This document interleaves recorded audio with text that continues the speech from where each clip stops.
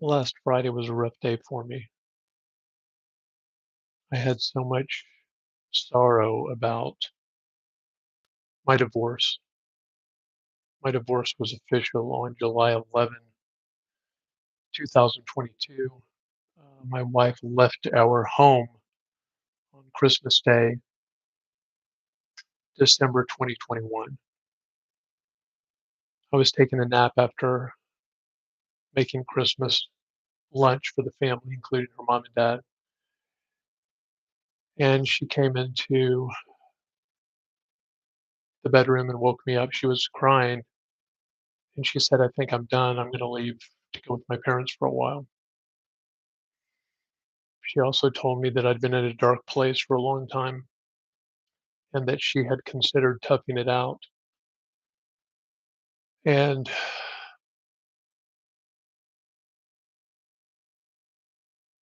it was very hard on her after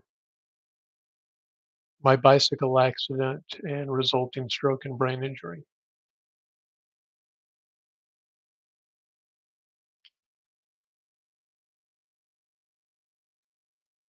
My mood swings were more and more, and I wasn't very empathetic, compassionate, or kind to my wife in our entire marriage um, of more than 18 years.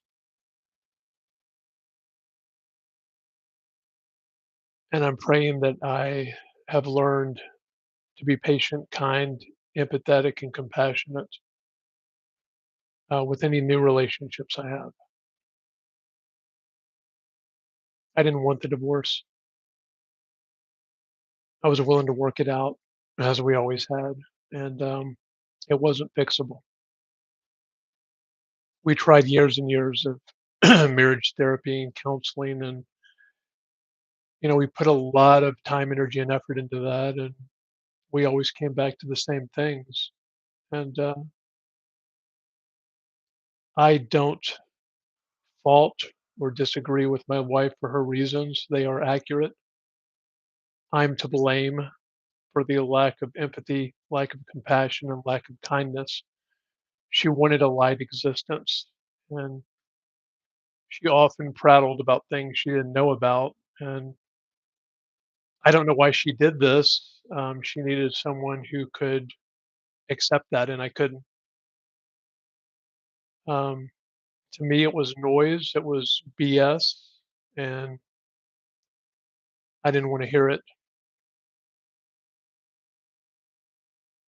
And my ex-wife's mom, my former mother-in-law, does the same thing. So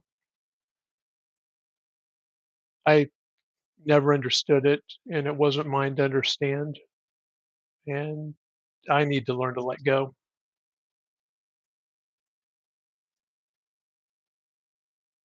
I really loved my ex-wife, and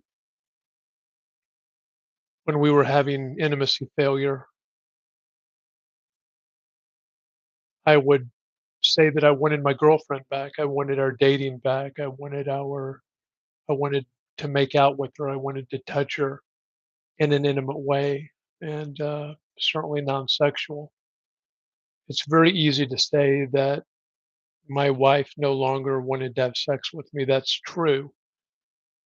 Um, the failure is the other steps to intimacy. I think there's 12 steps to intimacy before intercourse happens or before sex happens, and we couldn't do any of them.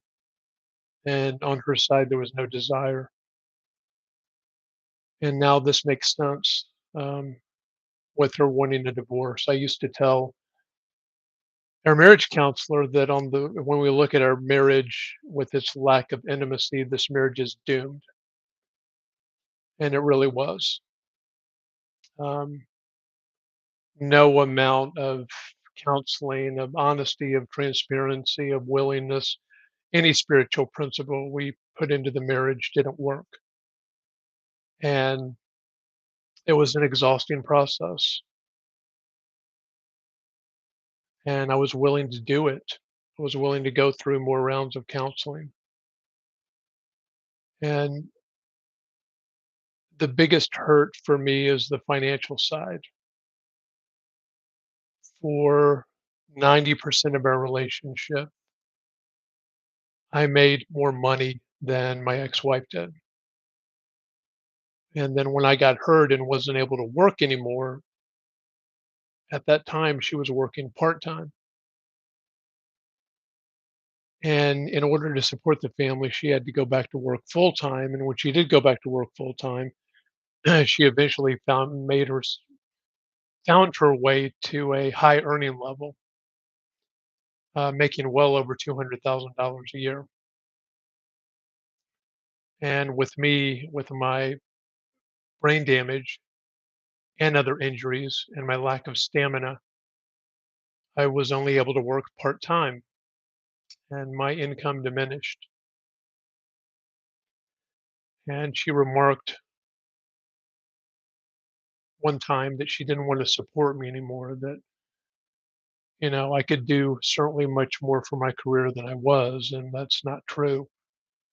I get a, my employer has been very generous with my salary for someone who can only work part time. So I love what I do. I'm a career coach and counselor, and there's so much joy in that, in helping someone see more of their potential and where they can go and how they can thrive and how they can navigate getting from where they are to where they want to be. Very rewarding work. I love the job, and I always want to do it. And I never understood my ex-wife's lack of empathy and compassion for my reduced ability to work. I've never been lazy. I've never sponged off anyone, and it's very painful um, that she thought I was sponging off her, and that I refused to do more for myself. And that's something that I don't think she's ever going to understand. And I know that my brain damage and the after effects of the stroke and brain injury don't work in conjunction with a long life for me. And I'm okay with that because whatever comes next in the hereafter, I believe there will be a hereafter, and I believe that I will be relieved of this physical prison that I'm in. And if I'm not relieved, I'll certainly be repaired and renewed and restored. And that's I really look forward to that. I miss the ability to work out and exercise and push my physical body well past its limitations. And I can't do that anymore. The last day I was truly doing that was the day I crashed my bike on July 2nd, 2015.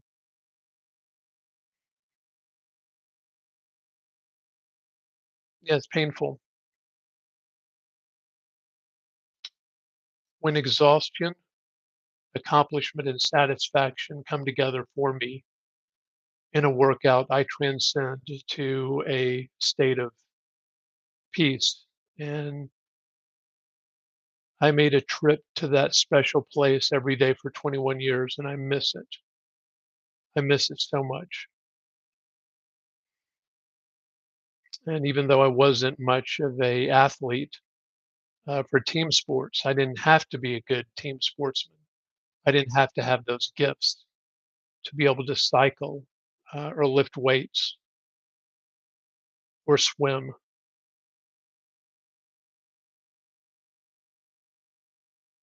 And I really want that back. It's really painful for me of who I used to be. and who I am now.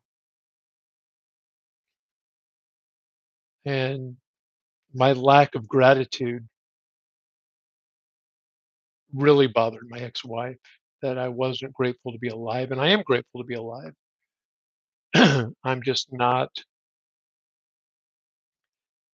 going to pray to God that he or the universe did me a favor the day that I crashed my bike.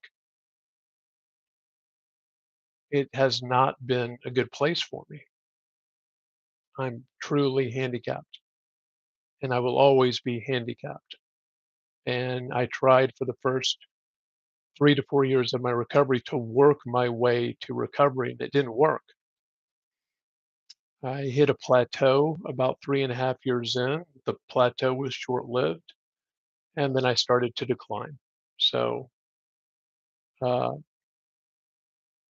my brain and body are deteriorating, and no one ever told me that that was a possibility. They said, "Work really hard, get all the return you can, and then you'll hit a plateau and you'll have what you have." And that didn't happen for me. I hit that plateau and then I began to lose. And on that, I really would prefer to transition. I would. What keeps me here in this life is my son Alex, who I love, um, and my purpose, my career calling to be of service to those finding their career passion. And perhaps someday I can love again. I don't know. I do know that my ex-wife and I cannot go back. Um, I don't have any hope that we can reconcile one day. I know that's not going to happen. And that's relieving to me. I want her to date and find happiness. And part of that pain for me is that on March 4th, she changed her relationship status on Facebook to in a relationship with someone that I didn't know. My son turned 10 on March 3rd, and his big birthday party was March the 5th. I don't know why she chose that day. I am certainly happy for her and for him. And I'm happy because she's moving on. And I'm happy because I know she wasn't happy with me for a long time. And I want her to find that happiness. And I'm really grateful for her for a lot of things. And I never intended for her to be a long-term relationship. And when I told her that I didn't think I would make a decent boyfriend or decent husband, she said that I would do great. When she said that I or I told her that, I had a very poor example of what a father does. I didn't think I'd be a good father. And again, she told me that I would do great at being a father. And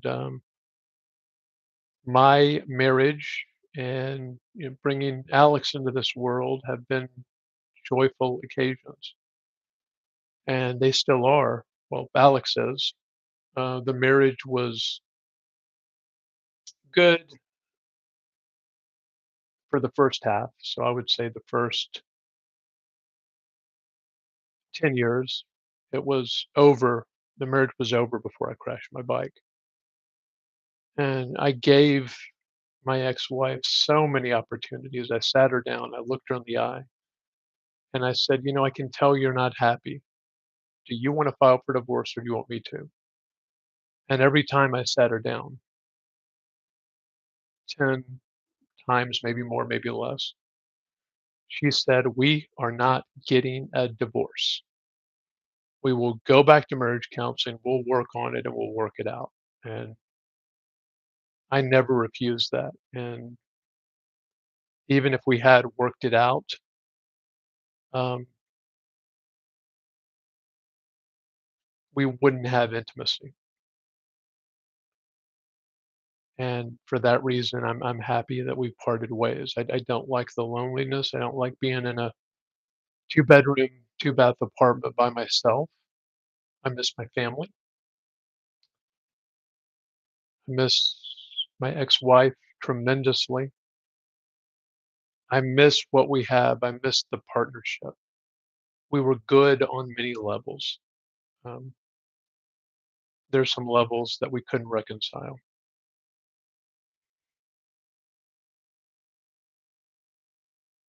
My ex-wife and I used to take a yearly honeymoon every year in the spring, and we would go to a different Caribbean island, never to the same place twice, or a cruise. And there was so much joy about that trip and about where we're going to go and what we're going to see, what we're going to do. The excursions, the wonderful food. We always made new friends on these trips, and we always had amazing sex. And when I say sex, I mean full on intercourse. And she was so different. She was light, kind. I really missed that person that I could connect with. And the good thing is our final honeymoon trip before the divorce was Miami. And I remember that trip for a couple of reasons. That's the biggest smile I've ever seen from my ex-wife. And I also remember that I wasn't able to make love in the 5, 6 days we were in Miami. And I was okay with it because we found other ways to connect besides sex. And it was wonderful. We went to some fabulous restaurants, made new friends, enjoyed the sun, the sand, the ocean, the pool. Um, and it's gone. And I do believe I can find love again. I just don't know when, and I'm not gonna force it. So,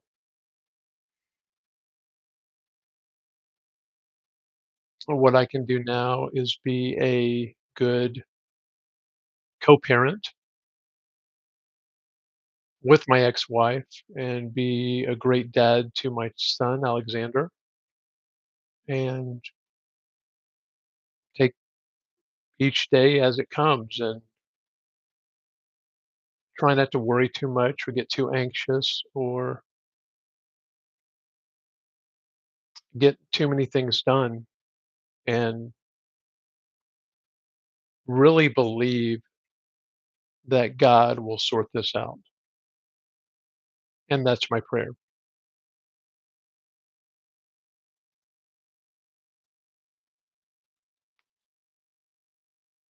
Today's Tuesday, March 28th at 8 o'clock.